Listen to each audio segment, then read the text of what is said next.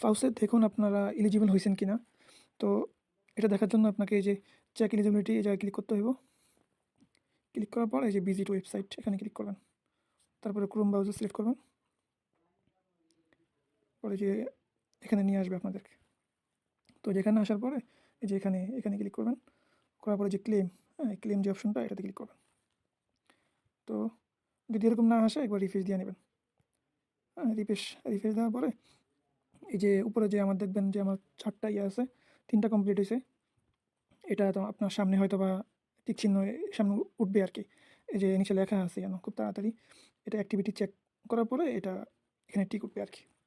আর এই যে নিচে যে 3টা আছে, হ্যাঁ, এই তিনটা হচ্ছে আপনার অপশনাল আর কি। রিকমান্ড যেগুলো করছে আর কি, এই 3টা হচ্ছে অপশনাল।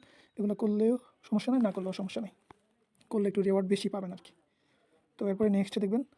নেক্সটে দিলে আপনি যে দেখেন যে এখানে আমার কোনো অভিনন্দন জানাইছে আমারে, মানে আমি এলিজিবল হয়েছি আর কি আউট অফের জন্য আর কি। তো যখন আপনার ক্লেম করার অপশন দিবে ওরা, তখন আমি ক্লেম করতে পারবো।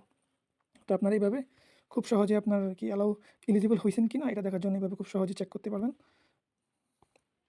তো আপনাদের কী অবস্থা কমেন্ট বক্সে জানাতে পারেন। যদি কোনো সমস্যা হয় তাহলে অবশ্যই কমেন্ট বক্সে জানাবেন।